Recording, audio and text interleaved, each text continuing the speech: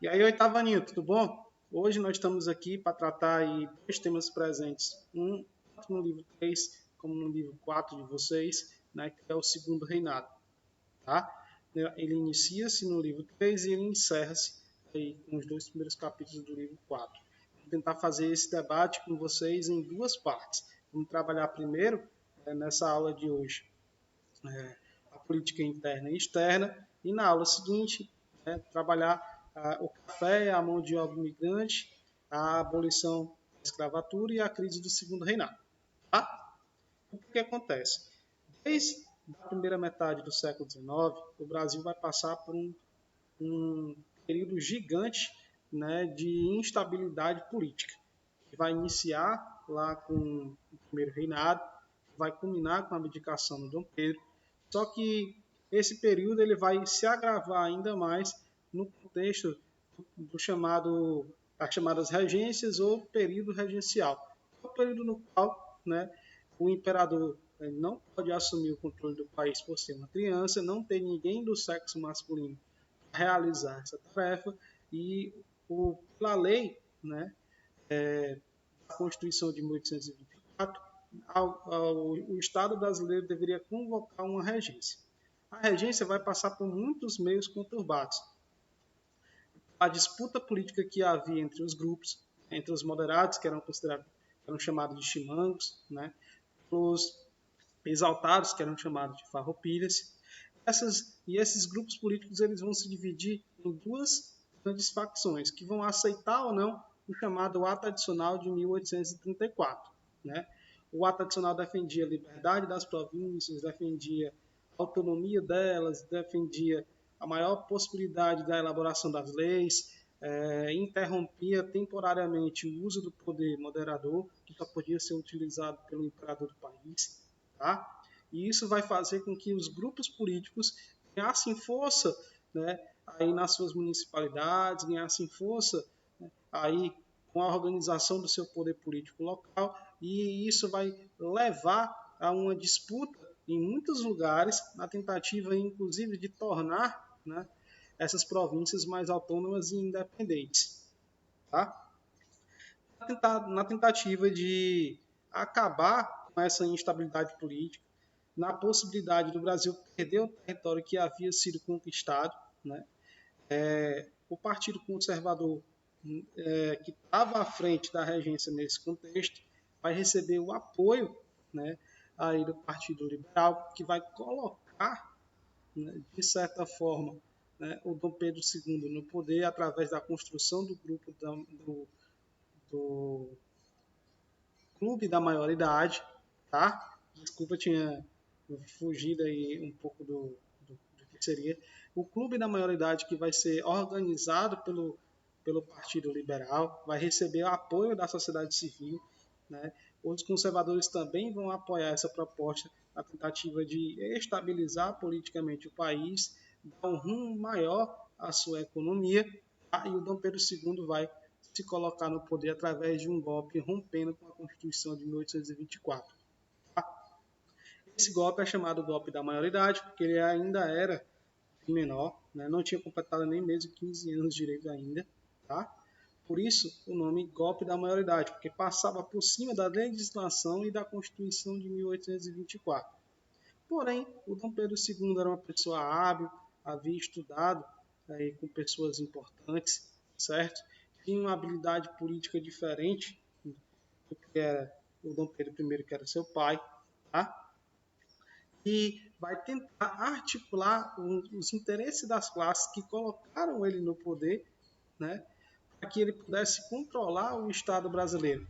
Vai ser reestabelecido o Conselho de Estado, vai ser reestabelecido o poder moderador, né, que é o poder que inclusive está acima dos outros três, o poder do imperador de intervir, né, na sociedade civil e nas suas instituições, e ele vai tentar fazer isso de maneira mais inteligente e hábil politicamente. Tá? Vou deixar aqui para vocês verem. Porém, né, a primeira eleição para o parlamento brasileiro no contexto do segundo reinado, né, vai ser marcado pela fraude eleitoral, a tentativa de controlar as instituições políticas, marcado pela corrupção, que vai gerar conflito tanto entre o Partido Conservador e o Partido Liberal, em vários lugares do país, em muitas províncias. Tá? Essas eleições elas vão ficar conhecidas como eleições do cacete. E elas vão ser a base do modelo, né, político que vai, posteriormente, lá na Primeira República, se estruturar, né, com o mandonismo, com o controle político local, com o fortalecimento do coronelismo. Tá? Acontece que o Partido Liberal vai ser acusado pelo Partido Conservador de ter fraudado as eleições, de ter colocado pessoas que não estavam na lista de votação para votar, né? De ter, inclusive, forjado cédulas de votação. E nessa disputa que vai haver, inclusive, física entre esses dois grupos, o Pedro II vai investigar a eleição, vai impugná-la, e na eleição seguinte, que vai ser convocada, né, é claro que os liberais vão ser punidos e os conservadores vão vencer, né, com o domínio e o apoio aí, né, da população. Tá? Mas essa eleição vai ficar conhecida como eleições do cacete por conta desse confronto físico e político entre os grupos que tentavam se revezar aí no poder. Tá? É interessante colocar, né, que o Dom Pedro II ele queria que acontecesse um equilíbrio de poderes. E esse equilíbrio de poderes tinha que passar pelo crivo, né, do imperador, na tentativa de articular o interesse desses grupos que participavam da política brasileira nesse contexto. Haviam dois principais partidos, o Partido Conservador e o Partido Liberal. Né? O Partido Conservador era o partido dos grandes proprietários de terra, o partido dos grandes cafeicultores, tá? Que era uma classe política que estava começando a ganhar espaço. Né? O café estava começando a crescer no mercado internacional, e uma parte grande dele se organizava no Partido Conservador. Já o Partido Liberal ele era feito, na prática, né, por profissionais liberais, por médicos, né, por comerciantes, tá? Por professores, por membros aí da classe média, porém, né, apesar de terem origem, ideias políticas e programas diferentes a apresentar para a sociedade civil, a prática eleitoral, né, a prática política desses dois partidos não se diferenciava muito. Então, Dom Pedro II vai se aproveitar da sua habilidade política para conciliar o interesse dessas duas categorias sociais no poder. Ora, ele apoiava os conservadores, ora, ele apoiava, né, os liberais. E ele vai fazer isso, né, através de uma habilidade política que ele possuía, utilizando-se do poder moderador, né, que era o chamado parlamentarismo às avessas. Tá? Vamos explicar o que é o parlamentarismo às avessas para vocês. Na Inglaterra, né, quem manda é o primeiro-ministro, certo? O primeiro-ministro ele é escolhido pelo parlamento, ele é sancionado pelo rei, certo? E, de fato, né, ele não governa sozinho, ele tem que obedecer às leis que são votadas pelo parlamento, né? E, em última instância, quem manda aí, né, na política inglesa, né? A monarquia tem apenas uma força simbólica, é o primeiro-ministro com o apoio do parlamento. No Brasil, não. O Dom Pedro II vai se utilizar do poder moderador de forma inteligente, né? Vai conciliar os interesses dos grupos políticos do segundo reinado no poder, conservadores e liberais. Quando os conservadores tinham maioria no parlamento, eles escolhiam um primeiro-ministro que era liberal. Quando os liberais tinham maioria no parlamento, eles escolhiam um primeiro-ministro que era conservador, para tentar fazer com que nenhum dos grupos estivesse acima um do outro. Tá? Na tentativa de manter um equilíbrio de forças. Ele se utilizava também de alguns instrumentos além do poder moderador para isso, como, por exemplo, o Conselho de Estado, tá? Que era tido aí, como vai falar o José Honório Rodrigues, um historiador clássico aí dos anos 60 e 70, né? O quinto poder. Tá? É interessante colocar isso também. E isso vai ficar conhecido como parlamentarismo às avessas, porque o poder moderador intervia diretamente no parlamento, escolhia o primeiro-ministro, tinha o poder, inclusive, de dissolver, né, a Câmara de Deputados, a Assembleia Geral, tá? E dissolver também o poder do primeiro-ministro. Por isso, parlamentarismo às avessas. Quem mandava nele era o imperador, tá? E na tentativa de conciliar esses interesses, né, o Dom Pedro II vai criar, inclusive, o chamado Ministério da Conciliação, para tentar conciliar os interesses de conservadores e liberais no poder, fazer com que acontecesse uma dissolução, né, da ideologia dos dois partidos para melhor controlar o Estado. Tá? Então foi feito esse chamado Ministério das Conciliações, a tentativa de controlar a política brasileira também via esse ministério. Tá? Isso, ora um primeiro-ministro era conservador, ora ele seria liberal, vai depender dos interesses não apenas do parlamento, mas do próprio imperador. E outras revoltas vão acontecer durante o segundo reinado. Né? A Revolução Praieira, por exemplo, é uma dessas revoltas, que vai construir o chamado Manifesto ao Mundo, que vai ter influência, inclusive, das revoluções liberais aí do século XIX, né? Influência da Primavera dos Povos, que defendia a autodeterminação dos povos, que defendia o interesse das classes populares, que vai sofrer influência das novas doutrinas sociais que vão surgir aí no século XIX, como o anarquismo, como o socialismo, como o liberalismo, tá? Como o positivismo também, tá certo? Então é interessante colocar que a Revolução Praieira, né, ela vai acontecer em Pernambuco. Ela tem esse nome porque ela vai se organizar em uma rua que é próxima à Praia de Boa Viagem, tá? Por isso o Partido da Praia. Ela vai ser organizada aí por parte da classe média e dos ex-liberais exaltados que faziam parte aí do Recife, tá? Que vão ficar descontentes com as propostas aí do Dom Pedro II para o país, tá? Que vão querer aí a abolição da escravidão, que vão querer pleno emprego, mas uma das ideias importantes e, de certa forma, revolucionárias da Revolução Praieira, na construção do chamado Manifesto ao Mundo, é a proposta de sufrágio universal, né? Que inclusive rompia com as ideias políticas anteriores que vão impedir o acesso da população mais pobre e do povo, propriamente dito, nas instâncias de poder do país.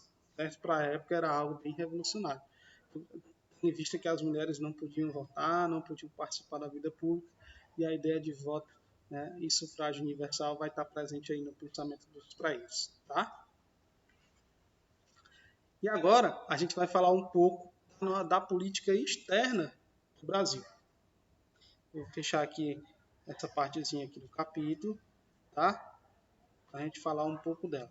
E abrir aqui a outra parte.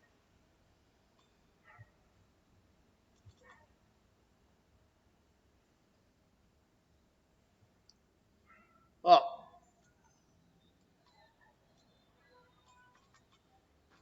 só um instante.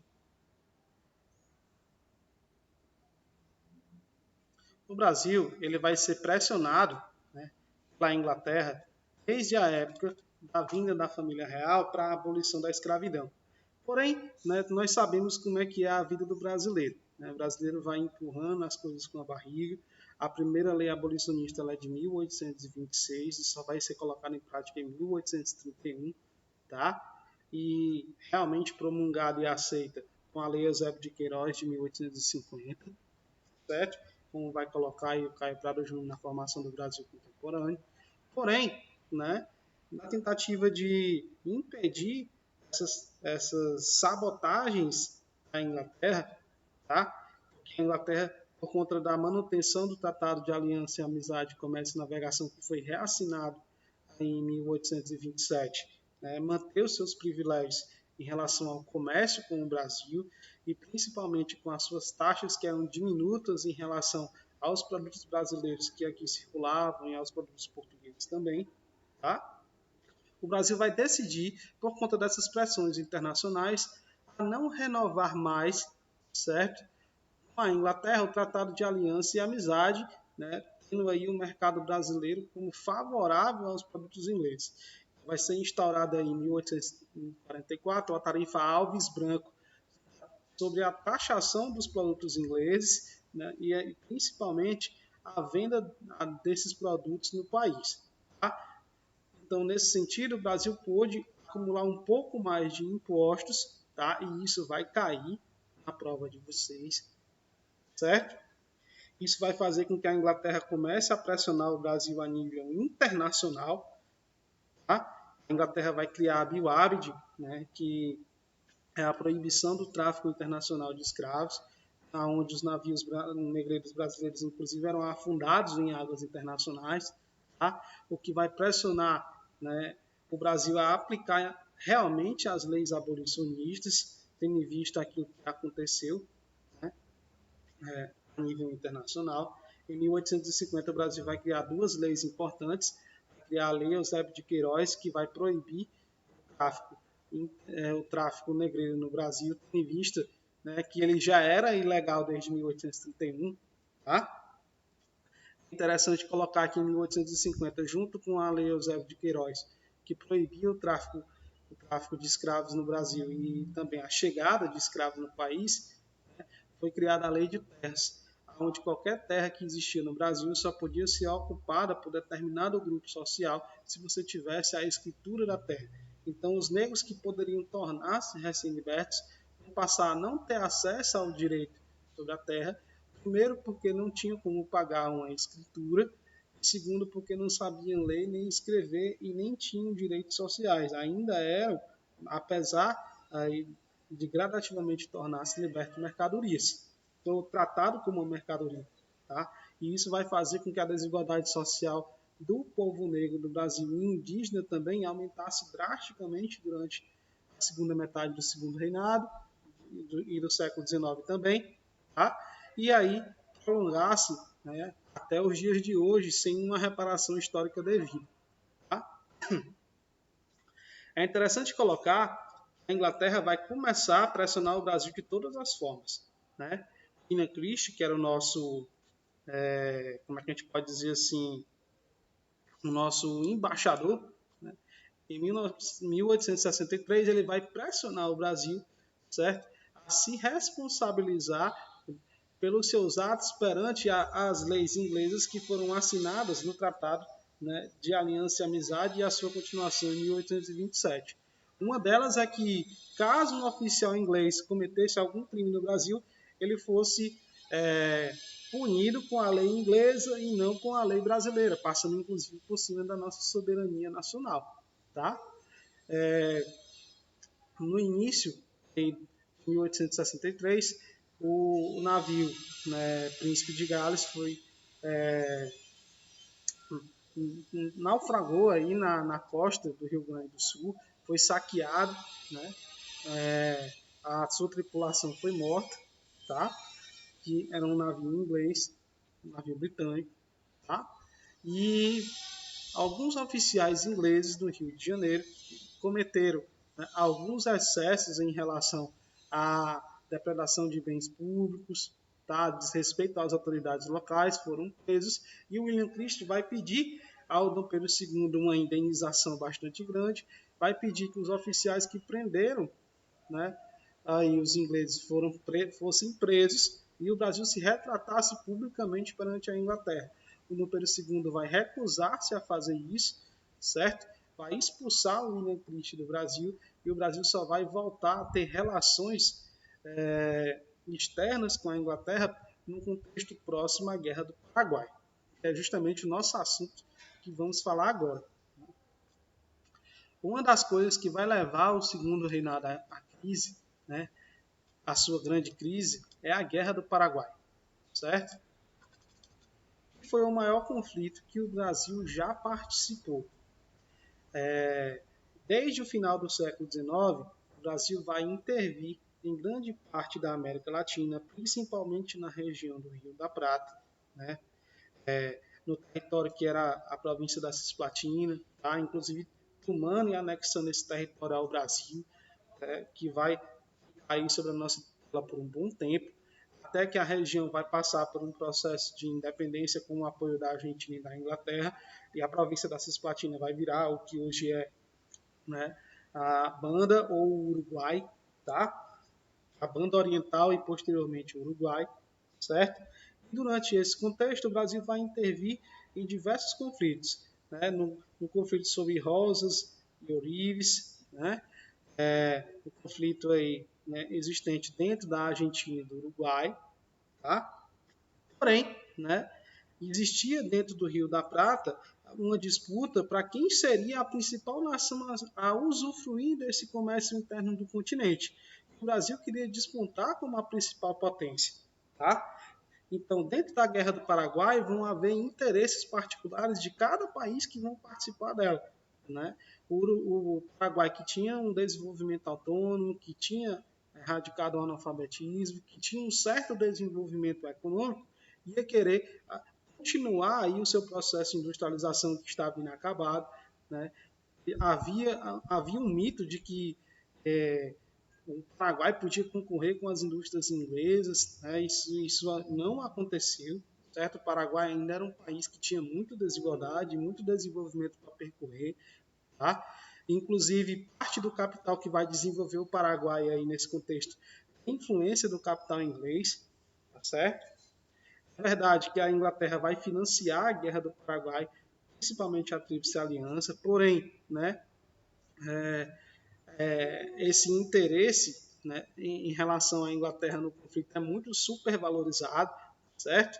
Como dizia o Francisco Doratiotto, a guerra foi motivada, né, não por mocinhos e bandidos, mas por interesses. A Argentina tinha o interesse de anexar toda a região do Prata novamente, inclusive o Paraguai e o Uruguai, né? Nenhum um grande país que inclusive concorresse com o Brasil para ser uma superpotência na América, tá? Na América do Sul. O Brasil tinha interesse de navegação no Rio da Prata, que pudesse ajudar a desenvolver um mercado interno por conta do início de um processo de surto industrial que o Brasil estava tendo, tá? Após aí o investimento que era feito no tráfico negreiro passar para outras áreas importantes da sociedade brasileira, tendo em vista aí a construção de estradas de ferro, de telégrafos, né, de manufaturas, né, e de indústrias, né, de bases incipientes, tá? Apesar do Brasil optar, né, no contexto da modernização, não pela continuidade da industrialização, mas pelo uso, né, do café, continuando a ser um país agrário exportador. Então, na Guerra do Paraguai, ela foi motivada por interesses, né, particulares desses países, muito mais, né, do que os interesses ingleses, como vai falar aí o José Júlio Chavenato. Tá? Francisco Doratiotto mostra que os interesses paraguaios, uruguaios, brasileiros e argentinos estavam muito bem alicerçados na construção do conflito. Só que quem se deu mal no conflito realmente foi o Paraguai. Né? Teve 90% da sua população masculina acima de 20 anos dizimado. O país foi destruído aí do ponto de vista industrial. Até hoje ainda não conseguiu, historicamente, se recuperar desses problemas sociais, certo? A Argentina, o Brasil e o Uruguai também saíram assim, endividados. E o grande, como é que a gente pode dizer assim, beneficiado com esse conflito realmente foi a Inglaterra, que conseguiu aí emprestar dinheiro para a Tríplice Aliança, conseguiu vender produtos e mercadorias e conseguiu, né, desenvolver aí as suas indústrias um pouco mais nesse contexto, tá? Então, gente, aqui a gente encerra a nossa aula de hoje, tá? Fiquem com Deus, vejam a agenda Edu, porque lá vai estar a diretriz da semana, vai estar um ACzinho que nós vamos passar para vocês para ajudar a complementar aí o nosso trabalho, tá? Para ajudar vocês a estudarem para a avaliação, tá certo? Um grande abraço a todos e até a próxima.